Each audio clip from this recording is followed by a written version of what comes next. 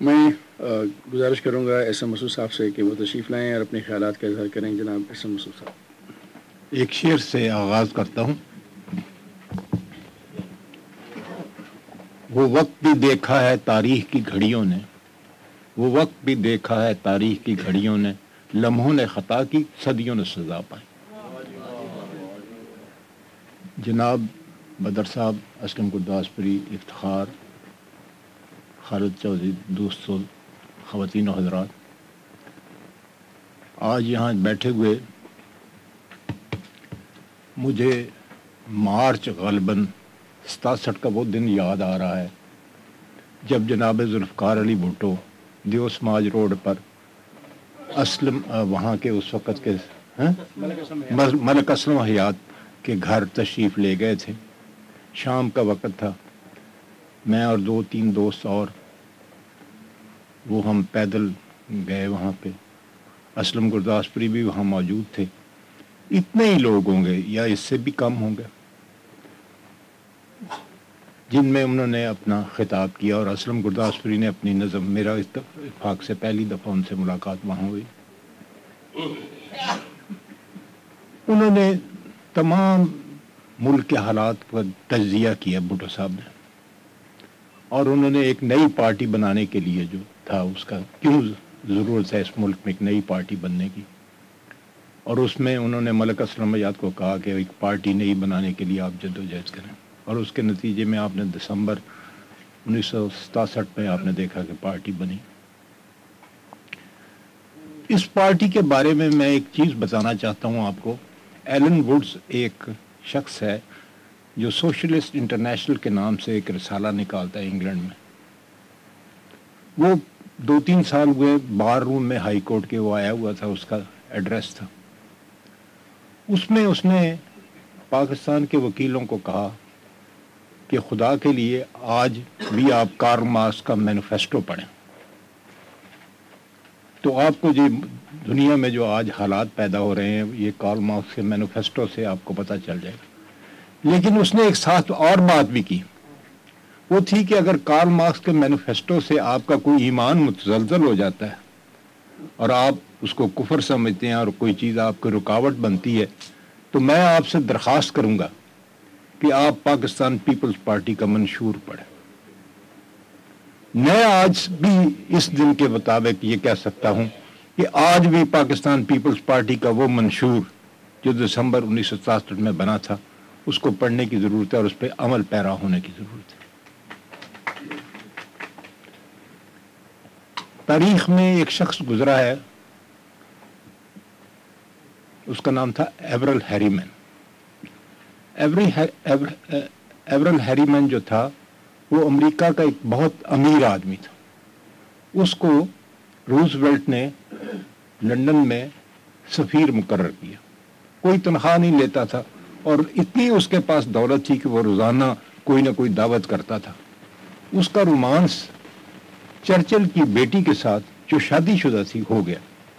اس نے مینوپولیٹ کیا اور چرچل کی بیٹی جو تھی اس کو طلاق لے کے اس سے شادی کر لی. امریکنز کے لیے یہ مصیبت پڑ گئی کہ ایک ہم نے سفیر بھیجا ہے اور اس نے وہاں کے وزیر اعظم کی بیٹی کو طلاق لے کے شادی کر لی. اس نے ان کو ماسکو بھیج دی. اور 1945 میں جب جرمنز کو شکست ہوئی تو ماسکو کے اندر جلوس نکالے گئے اور ماسکو وائٹس جو تھے وہ بڑی خوشیاں منا رہے تھے. تو ایورل ہیریمن نے ایک فقرہ کہا جو آج بھی تاریخ ہے. اس نے کہا fools they are celebrating, they don't know that the real war has now started.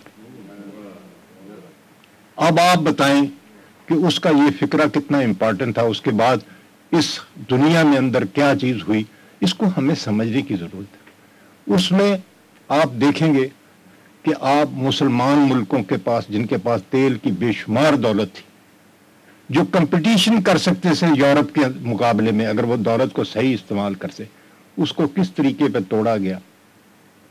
اور اس میں بے شمار کہانی ہے، مجھے زیادہ ضرورت نہیں ہے. ہمارے اندر مسلمان لیڈروں میں ان سامراجی قوتوں نے اس کو کس طرح توڑ پھوڑ کی یہ ساری سمجھنے کی بات ہے. آپ برائے مہربانی کا اگر تھوڑا سا وقت ملے فوزیہ وہاب صاحب کو بھی ملے تو وہ بھی اس پہ توجہ دیں کہ کیا چیزیں تھیں جس کی طرف سے یہ سارا کچھ ہوا. اب بات یہ ہے کہ آپ دیکھیں کہ جتنی ویسٹرن کنٹریز کی سامراجی طاقتیں ہیں انہوں نے ایشیا کو جگہ بنائی ہے, ایشیا کو کنفرنٹریشن کا اور یہاں پہ آپس میں جھگڑا کرنے کی یہ آماجگاہ بنائی. پہلے ویتنام نے کیا تھا, پھر سینٹرل ایشیا میں آپ دیکھیں, پھر اس کے بعد یہ سارے کا سارا مڈل ایسٹ, پہلے عراق میں جو حشر کیا عراق کا, اس کے بعد افغانستان میں, اور پاکستان اس میں ڈائریکٹلی آج ملوث. تو یہ ایشیا میں کیوں بھیجے گئے, اس کی بات یہ ہے کہ کیا ذوالفقار علی بھٹو ان باتوں کو کنسیو نہیں کر سکتا تھا؟ جب آپ کہتے ہیں کہ بھٹو کا رول ہسٹری میں کیا, بھٹو سمجھتا تھا اور وہ ایک ویژنری تھا, اس کو پتا تھا کہ اس خطے میں کیا ہونے والا ہے. اس نے جو اسلامی سمٹ اسلامک کانفرنس کی تھی وہ کوئی ایسے نہیں کی تھی, اس میں اس نے آ کے یہاں پہ, مجھے یاد ہے میں ابھی اس وقت ایم پی اے بھی نہیں تھا, میری ڈیوٹی لگی مفتی اعظم فلسطین پر کہ میں ان کو گائیڈ کروں گا اور جہاں جہاں انہوں نے جانا وہ جائیں. میں پرل کانٹیننٹل جو ہے اس وقت انٹر کانٹیننٹل کہلاتا تھا, اس میں ان کے ساتھ کھڑا تھا, تو میں نے ان سے مفتی اعظم فلسطین سے ایک سوال کیا. میں نے کہا جی آپ یہ مجھے بتائیں, یہ فلسطین کا جو ایریا عرب ملکوں نے قبضہ کر رکھا ہے, یہ فلسطین اگر آزاد ہوتا ہے تو کیا یہ رقبہ جو ان کے قبضے میں مثلا مصر کے پاس تھا, جارڈن کے پاس تھا, سیریا کے پاس تھا, کیا یہ واپس کر دیں گے؟ مجھے مفتی اعظم فلسطین نے جواباً کہا کہ آپ کا کیا خیال ہے؟ میں کہ میرے خیال میں یہ جو ہے نہیں واپس کریں گے خطے جو انہوں نے قبضے کیے. یقین مانے اس شخص نے مجھے گلے لگا لیا اور اس نے کہا کہ I am proud of you. وہ سمجھتا تھا, اور اس کا جو بعد میں حلیہ ہوا, یہ اسی نتائج میں یہاں پہ پاکستان کے اندر جو ذوالفقار علی بھٹو نے کوشش کی تھی, اس کوشش میں آپ یقین مانیں کہ یہ ایک ذوالفقار علی بھٹو کے جو رول ہے اس کو سمجھنے کے لیے نکسن نے ایک کتاب لکھی ہے, اس نے کہا ہے کہ ٹوکیو سے لے کے استنبول تک سب سے بڑا امپارٹنٹ ملک جیو پولیٹیکلی وہ پاکستان ہے. اب جیو پولیٹیکلی جو امپارٹنٹ ملک ہے جس کے ایک جغرافی حدود جو ہے چین کے ساتھ ملتی ہے, اس کے پاس سینٹرل ایشیا کے ساتھ ملتی ہے, ہندوستان کے ساتھ ملتی ہے, اور یہ جو ہمارا سمندر ہے اس کا کنارہ جو ہے وہ جا کے گوادر کے پاس جو پرشین گلف سے آتے ہیں جہاز, ان کے عین کنارے پہ ہم بیٹھے ہوئے. آپ کو یہ شاید علم ہو کہ یہ شمسی ایئر بیس جو ہے کس نے دیا تھا.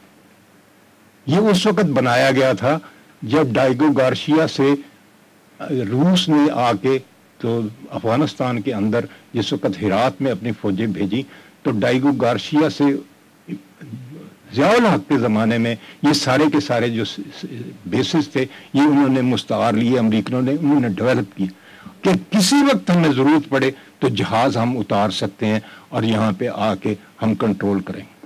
تو اس کے بعد آپ نے دیکھا کہ شمسی ایئر بیس سے جہاز اڑتے تھے اور ڈرونز اٹیک ہمارے پہ ہوتے تھے. اب آپ دنیا کو کس طرح کمپلینٹ کر سکتے ہیں کہ آپ کے ملک کے اندر سے جہاز ڈرونز اڑتے ہیں اور آپ کو تباہی کرتے ہیں؟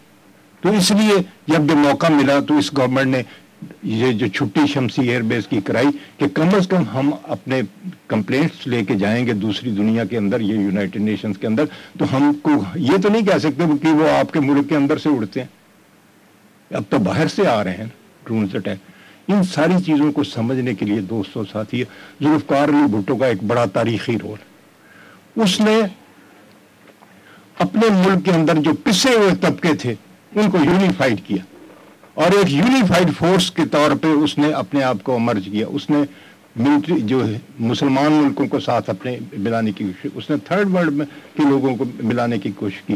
اس نے لیٹن امریکہ میں چلی کے اندر جس وقت سیلوڈار الانڈے کو مارا گیا, اس نے یونائٹڈ نیشن میں تقریر کی. یقین مانے میں حلفاً آپ کو کہتا ہوں کہ جس دن اس نے تقریر کی چلی کے سلور لانڈے کے حق میں، تو مجھے اسی وقت یقین ہوگا کہ اس آدمی کو جو سامراجی قوتیں نہیں چھوڑیں، اور اسی وقت سے انہوں نے پلان کیا، اور الٹیمیٹلی یہ جو ری پروسیسنگ پلانٹ جس کو ہم کہتے ہیں، یہ ری پروسیسنگ پلانٹ آج بھی امریکنز کی کتابیں اٹھا کے دیکھ لیں، آپ اپنی کتاب دے یہ بھٹو صاحب کی جو ہے اس کو اٹھا کے دیکھ لیں، اس میں وہ لیٹر کی کاپی چھپی ہوئی ہے جس میں بھٹو صاحب نے ری پروسیسنگ پلانٹ لینے سے پہلے امریکہ کو چٹھی لکھی کہ ہم لے رہے ہیں، اور کس طرح لیا وہ بھی ایک تاریخ۔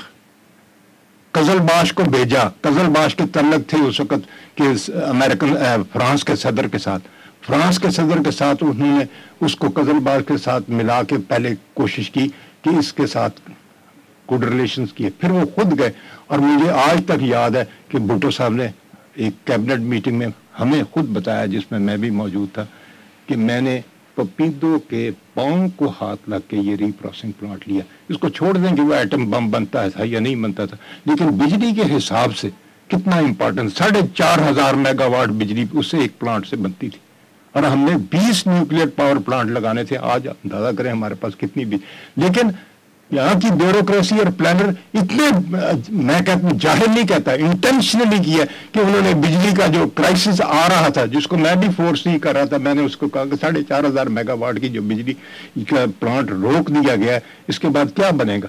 تو آج کرائسس آپ دیکھ لیں کہ 4,500 5,000 میگا واٹ کا ہی کرائسس۔ اگر 20 نیوکلیئر پاور پلانٹ جو پیپلز پارٹی نے اس وقت پلان کیے تھے لگے ہوتے، تو آج بجلی جو ہے اس سے ہمارا تیل سے بھی چھٹکارا ہو جاتا ہے۔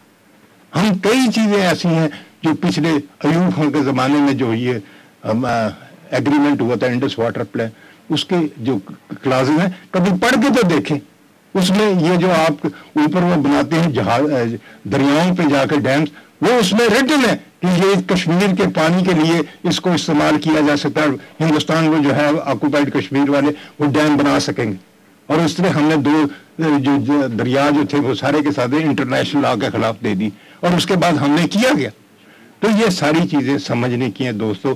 آج بھٹو کو ہم سب سے زیادہ امپارٹنٹ جو میں سمجھتا ہوں کہ ان کو دے سکتے ہیں ٹریبیوٹ، وہ یہ ہے کہ اس کی پالیسیوں کو، جو اس نے غریب عوام اور بڑی طاقتوں بڑے لوگوں کے درمیان جو تفاوت تھا، یہ جو ہم کہتے ہیں طاقت کا سرچشمہ عوام ہے، اس کا اصل انگریزی میں ہے آل پاورز ٹو دی پیپل۔ جب تک عوام کو آپ نہیں دیں گے تو یہ میں سمجھتا ہوں کہ اس کا خواب بھی پورا نہیں ہو سکتا، اور یہ پاکستان ترقی کے راستے میں نہیں چل سکتا۔ بہت بہت شکریہ۔